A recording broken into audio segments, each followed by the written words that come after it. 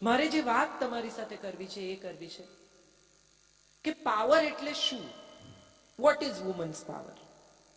પૈસા કમાવા એ પાવર છે,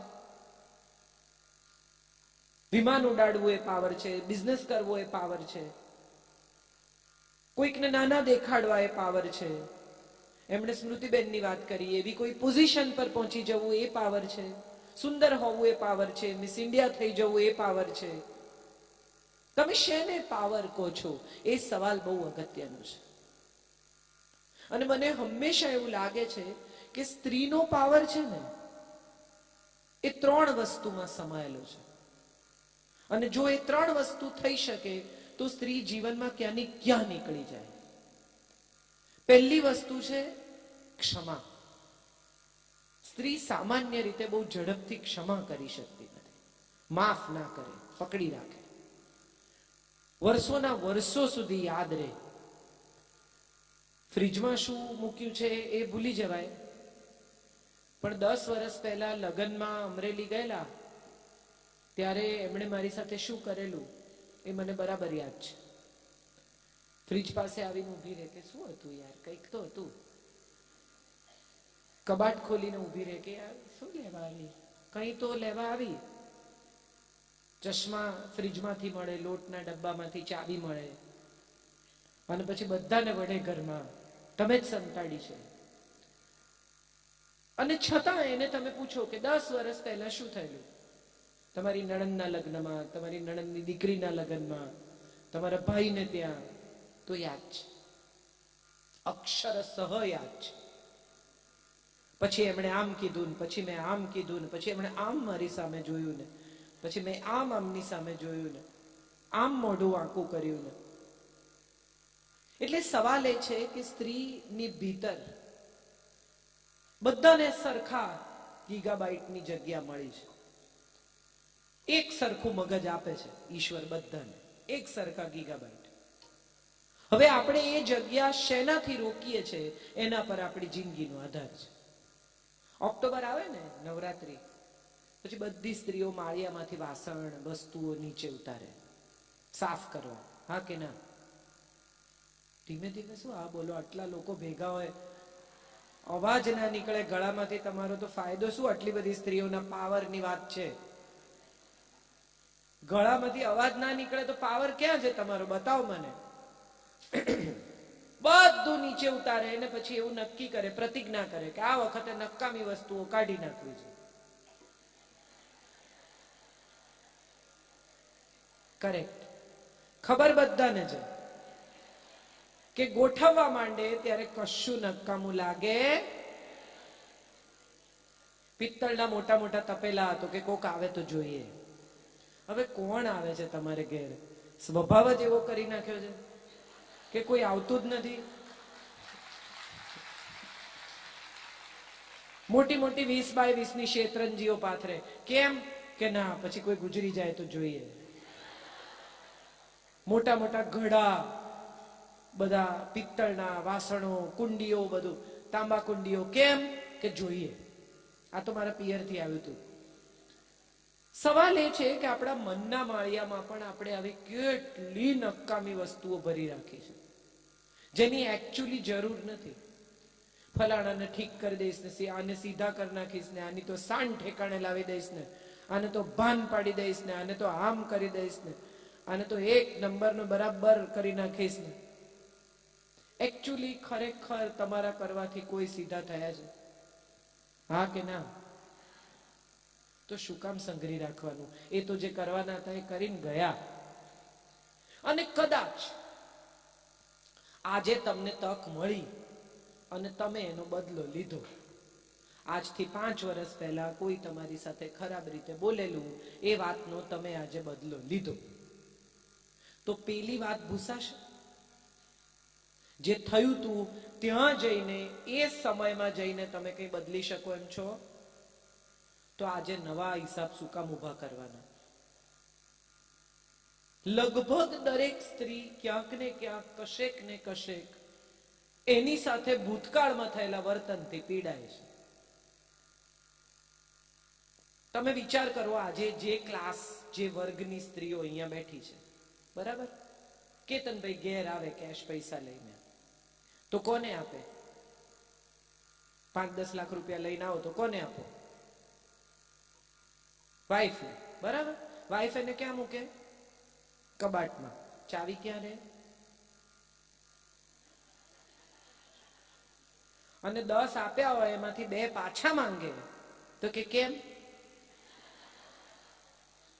હવે આનાથી વધારે કયો પાવર તમારે જોઈએ છે? જેણે મૂકવા આપ્યા હતા એ ગરીબડા થઈને પૈસા માંગે અને તમારા 3 સવાલના જવાબ આપો પછી એ પૈસા મળે. હવે આનાથી વધારે કયો પાવર આપણે જોઈએ છે? એ તો મને સમજાવો. આપણી પાસે પાવર છે જ. લગ્નમાં જવા તૈયાર થયા હોય પછી આવે પત્ની તૈયાર થઈને કે કેટલો ચાંદલો કરવો છે? એટલે પતિ કહે કે 1001. અરે હોતો હશે, આપણે એટલા સંબંધ નથી. તો કે 251. કે ના, એટલું ઓછું તો સારું ના લાગે. એકચ્યુઅલી 501 નું કવર તૈયાર છે, ખાલી આમ તેમ કરીને ત્યાં લઈ આવવાના છે. મજા એ છે કે આ વાત અત્યારે આપણે હસીને કરીએ છીએ, પણ આ વાત ઉપર આપણે કેટલી વાર દુખી થયા છીએ. મારું તો કઈ સાંભળતા જ નથી. આવું કેટલી વાર આપણે કેટલા લોકોને સમયાંતરે કીધું છે. સંતાન વિશે, પતિ વિશે, સંબંધો વિશે. સ્ત્રી પાસે કેટલું બધું છે એનો વિચાર કરીએ ને તો સમજાય કે આપણે પાવર માટે કોઈ સ્ટ્રગલ કરવાની જ નથી. તમે વિચાર કરો કે જે સ્ત્રીને બાળકને જન્મ આપવાની તાકાત આપીને ઈશ્વરે પોતાની લગોલગ બેસાડી, માનવ જાત જીવતી રહે ને એ કામ કરવાના આશીર્વાદ સ્ત્રીને આપ્યા. ઈશ્વરના લેવલ પર આવી ગઈ સ્ત્રી. નવું ક્રિએશન કરી શકે, જીવમાંથી જીવ છૂટો પાડે. હવે આનાથી વધારે તમને શું પાવર મળે? ઈશ્વર જેટલો પાવર છે કે તમે એક નવા માણસને જન્મ આપી શકો છો. એ ક્રિએટ કરે છે એ જ તમે ક્રિએટ કરો છો. જીવતું જાગતું શ્વાસ લેતું એક માનવ શરીર તમારા શરીરમાંથી છૂટું પડે, આ પાવર છે આપણી પાસે. પણ આ પાવરને આપણે કોઈ દિવસ રેકોગ્નાઇઝ કર્યો જ નહીં.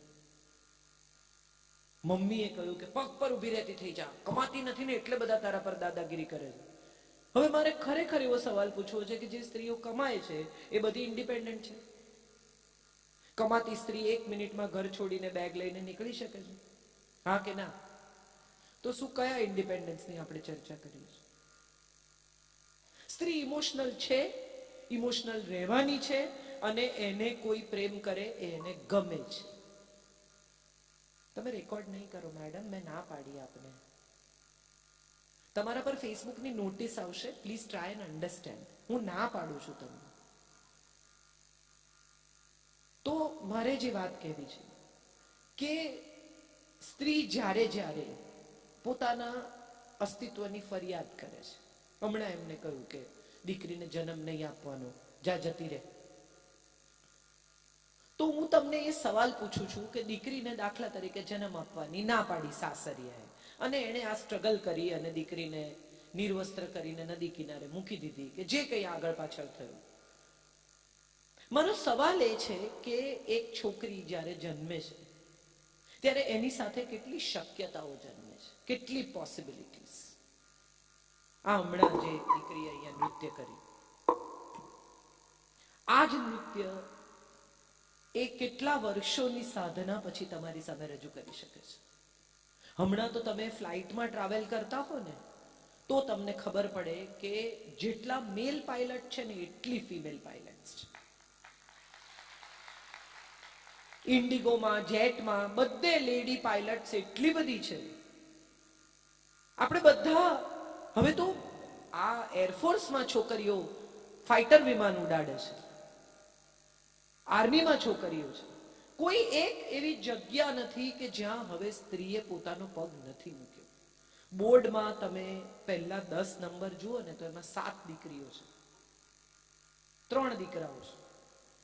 પહેલા એવો સમય હતો કે જ્યારે એન્જિનિયરિંગમાં છોકરીઓ 124 છોકરાઓ હોય, એમાં બીજી 5 છોકરીઓ હોય, કોમ્પિટિશન એકદમ હાઈ હોય છોકરીને પહોંચવાની. સમજ્યા કે ના સમજ્યા? આ તો હસી નાખો, આમાં આટલું ગંભીર કઈ નથી. સો હવે સિવિલ એન્જિનિયરિંગમાં છોકરીઓ જાય છે, ઓર્થોપેડિક સર્જન તરીકે છોકરીઓ કામ કરે છે. એવી કોઈ જગ્યા નથી કે જ્યાં સ્ત્રી નથી પહોંચી. તો પછી આપણે કઈ એવી ફરિયાદ કરીએ છીએ કે અમને ઇક્વલ તક નથી મળતી? આપણને બધાને ઇક્વલ તકો મળી જ છે, મળતી રહે જ છે. સવાલ એ છે કે એ ઇક્વલ તકનો આપણે ઉપયોગ કરીએ છીએ કે નથી કરતા.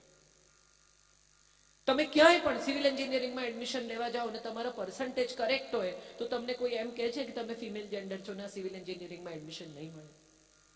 છોકરી MBBS કરીને પાસ થાય અને એમ નક્કી કરે કે મારે ઓર્થોપેડિક સર્જન થવું છે કે મારે જનરલ સર્જન થવું છે, તો એના પર્સન્ટેજ કરેક્ટ હોય તો એને ઓર્થોપેડિક સર્જન તરીકે કામ કરવાની તક મળે છે કે નથી મળતી? મળે છે.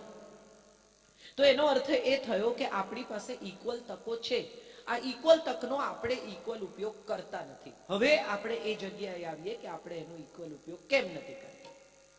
તો એટલા માટે નથી કરતા કે આપણો પરિવાર, આપણી આસપાસના લોકો, આપણું પિયર પ્રેશર, આપણો સમાજ, આપણી જ આસપાસની સ્ત્રીઓ આપણને આ ઇક્વલ તકનો ઉપયોગ કરતા રોકે છે.